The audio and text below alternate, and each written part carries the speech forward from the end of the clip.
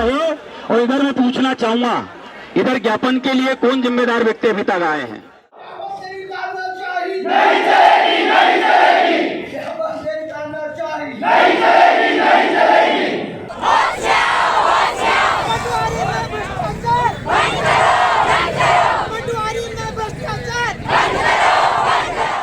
यह जो भीड़ आपने अभी देखी, यह किसी राजनीतिक पार्टी का प्रदर्शन नहीं है, बल्कि यह वह छात्र हैं जिन्होंने सैकड़ों रातें कठोर परिश्रम के हवाले कर दी कि एक दिन उनके सपने जरूर पूरे होंगे।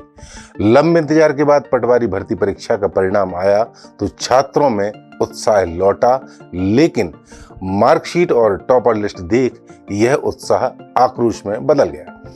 आज मृदुभाषी की बड़ी खबर में हम इस विषय को विस्तार से समझेंगे और जानेंगे कि क्या सच में एक बार फिर मध्य प्रदेश में व्यापम घोटाले जैसे किसी बड़े घोटाले ने जन्म लिया है। सबसे पहले ये समझते हैं कि छात्रों के आक्रोश के पीछे का कारण क्या है। दरअसल मध्य प्रदेश कर्मचारी चयन मंडल की ओर से आयोजित ग्रुप 2 व पटवारी भर्ती परीक्षा के रिजल्ट पर यह पूरा विवाद टिका हुआ है।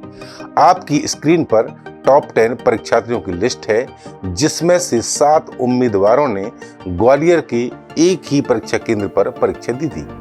यह परीक्षा केंद्र जिस कॉलेज में बना था वह भिंड के बीजेपी विधायक संजीव कुशवाहा से जुड़ा हुआ बताया जाता है। इस सेंटर से कुल 114 लोगों का चयन हुआ है। यह बात जैसे जैसे सोशल मीडिया पर फैली, छात्रों में आक्रोश जागा और कुछ ने परीक्षा रद्द करने की भी मांग की है। सुनिए प्रदर्शन कर रहे छात्रों का इस मामले में क्या कहना है। हमारी मांग ये है कि जो ग्रुप 2 सब ग्रुप 4 पटवारी भर्ती परीक्षा में जो फर्जीवाड़ा हुआ है, व्यापम ने जब मेरिट लिस्ट जारी की तो टॉप 10 में से 7 बच्चे ऐसे हैं जिनका परीक्षा सेंटर NRI कॉलेज ग्वालियर था, और हमने समाचार पत्रों में भी देखा है कि यहाँ से 1000 बच्चे चयनित हुए हैं। तो 9000 वैकेंसियाँ हैं, उसमें से 1000 बच्चे अगर एक ही सेंटर से सिलेक्ट हो रहे हैं तो कहीं ना कहीं इनमें बहुत अधिकांश बच्चे ऐसे हैं जो हो सकता है पैसा दे के भर्ती हुए, क्योंकि एक कॉलेज से 7 में से 10 बच्चे, और सुबह हम देख रहे थे समाचार पत्र में कि 8 बच्चे उस टॉप 10 की लिस्ट में उसी कॉलेज से। तो कहीं ना कहीं ये बहुत बड़े फर्जीवाड़े की ओर इशारा कर रही है। हम इसमें सीधे तौर पे व्यापम ने जिस कंपनी को ठेका दिया है जिसका नाम है एजुकिटी, और एजुकिटी ने ठेका दिया है साई एजुकेयर को, इन दोनों की बहुत मिली भगत है। हम सरकार से मांग करते हैं कि इसकी CBI जांच, उच्च स्तरीय जांच करवाए।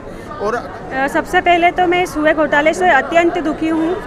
मेरा 1-2 नंबर से सिलेक्शन नहीं हो पाया, उस बात से मैं काफ़ी दुखी थी, लेकिन इतनी ज़्यादा भी दुखी नहीं थी कि मतलब मुझे लगा था कि कोई बात नहीं, मैं अगली बार और प्रिपरेशन करके ऐसा ही है अच्छे और भी एग्जाम से उनको क्लियर कर लूँगी। लेकिन ये जो घोटाला हो रहा है इससे तो मुझे कुछ समझ ही नहीं आ रहा कि मेरे प्रिपरेशन का कुछ मतलब ही नहीं है, क्योंकि मैं कितने भी नंबर ले आऊँ, घोटाले से तो सब बेकार ही है। मतलब इतने अच्छे नंबर लेके आने के बावजूद भी कोई संभावना ही नहीं लगती मुझे कि मेरा हो सकता है। तो मुझे तो मेरा फ्यूचर बहुत ही ज़्यादा मतलब अंधेरे में दिखाई दे रहा है। इस तरह के घोटाले ने बिल्कुल हिला के रख दिया है। बता दें, मध्य प्रदेश में 15 से 26 अप्रैल 2023 तक इस परीक्षा का आयोजन किया गया था। इसमें 12 लाख से ज्यादा युवा शामिल हुए थे, जिसमें से सिर्फ 9073 पदों पर ही भर्ती की जानी थी। इसका रिजल्ट 30 जून को घोषित किया गया और टॉप 10 उम्मीदवारों की लिस्ट 10 जुलाई को जारी की गई। इसको लेकर भी कई छात्रों ने सवाल किए हैं कि 10 दिनों तक यह जानकारी पब्लिक डोमेन से दूर क्यों रखी गई। छात्रों का आरोप है कि रिजल्ट में बड़ी धांधली हुई है। पूर्व केंद्रीय मंत्री अरुण यादव ने इस परीक्षा में भी व्यापम जैसे घोटाले की बात कही है। एक ग्वालियर के निजी कॉलेज के बहुत सारे बच्चे मेरिट लिस्ट में आते हैं, और जिस तरह से व्यापम का महा घोटाला मध्य प्रदेश में हुआ था, उसके बाद आपको याद होगी ग्राम सेवक की परीक्षाएं हमारे मध्य प्रदेश में हुई थी, उसमें भी कृषि विभाग में भी ये महा घोटाला किया गया था। और अब पटवारी परीक्षा में भी एक बड़ा घोटाला सामने उजागर हुआ है, जिसकी डिटेल्स में आपको भेजूंगा। और ये उल्लेखनीय है कि जिस कॉलेज के बच्चे टॉपर आए हैं वो भारतीय जनता पार्टी के एक संबंधित कार्यकर्ता का कॉलेज है। कांग्रेस लगातार यह मुद्दा उठा रही है। मानसून सत्र में पूर्व कैबिनेट मंत्री और कांग्रेस विधायक जीतू पटवारी ने भी यह मुद्दा विधानसभा में उठाया था। उन्होंने भी टॉपर लिस्ट से उपजे विवाद को सबके सामने रखा था और व्यापम जैसा घोटाला बताया था।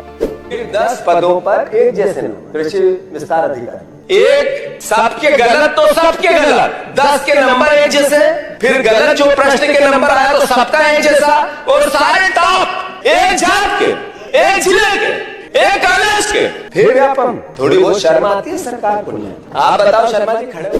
कांग्रेस के इन आरोपों को लेकर प्रदेश के गृह मंत्री नरोत्तम मिश्रा ने कहा कि यह कांग्रेस की प्रसव वेदना है कि वह एक भी नौकरी न दे पाए और हमारी सरकार 1 लाख नौकरियां देने की राह पर है। का सिलसिला जो प्रारंभ हुआ 1 लाख तक पहुंचने को हुआ, ये प्रसव वेदना आपको सहन नहीं हो रही कि आप एक नहीं दे पाए और माननीय शिवराज सिंह जी 1 लाख नौकरियों पे आ गए। ये पीड़ा है आपकी और ये पीड़ा प्रदेश का नौजवान देख रहा है और नौजवान आप पर इन एक एक चीज का हिसाब देके हिसाब करेगा। ढोर चराओ, कमलनाथ जी ने लिखित में है, इन्हें लिखित में कहा नौजवान से कि ढोर चराओ, बैंड बजाओ। ये कांग्रेस सरकार का था। एक नौकरी नहीं दी, बेरोजगारी भत्ता देने की बात की नौजवान को, एक नौजवान को बेरोजगारी भत्ता नहीं दिया। ये कमलनाथ सरकार थी और ये शिवराज सिंह जी की सरकार है जो 1 लाख तक पहुंच रही। मध्य प्रदेश में इससे पहले भी दूसरे घोटाले सामने आ चुके हैं, जिसमें से सबसे मशहूर है व्यापम घोटाला।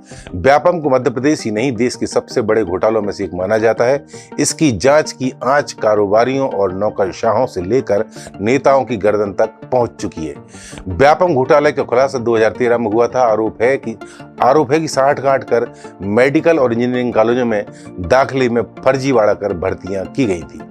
इस घोटाले के अंतर्गत सरकारी नौकरियों में भ्रष्टाचार कर नौकरियां बांटी गई थी। व्यापम घोटाले में सरकारी नौकरी में 1000 फर्जी भर्तियां और मेडिकल कॉलेज में 514 फर्जी भर्तियों का शक है। खुद सीएम शिवराज सिंह विधानसभा में स्वीकार कर चुके हैं कि 1000 फर्जी भर्तियां की गई। में पूर्व सीएम कमलनाथ ने ट्वीट कर लिखा कि एक बार फिर फर्जीवाड़े के तार बीजेपी से जुड़े दिखाई दे रहे हैं। व्यापम, नर्सिंग, आरक्षक भर्ती, कृषि विस्तार अधिकारी और ऐसी ही कितनी ही भर्ती परीक्षाओं ने अंत में घोटाले का रूप लिया है। गौरतलब है कि कांग्रेस लगातार विधानसभा चुनाव से पहले इससे बड़ी चुनावी मुद्दा बनाने में जुटी हुई है, क्योंकि युवाओं को लुभाने के लिए एक तरफ कमलनाथ सरकार ने बेरोजगारी भत्ते की बात कही थी, तो वहीं दूसरी ओर अब शिवराज सरकार युवाओं के लिए सीखो कमाओ योजना लेकर आई है। अब देखना यह होगा कि पटवारी भर्ती परीक्षा में घोटाले का यह मामला आगे कितना तूल पकड़ता है। फिलहाल अभी के लिए इतना ही। इसी तरह की अन्य देश विदेश की आपसे जुड़ी खबरों के लिए मृदुभाषी को सब्सक्राइब करिए।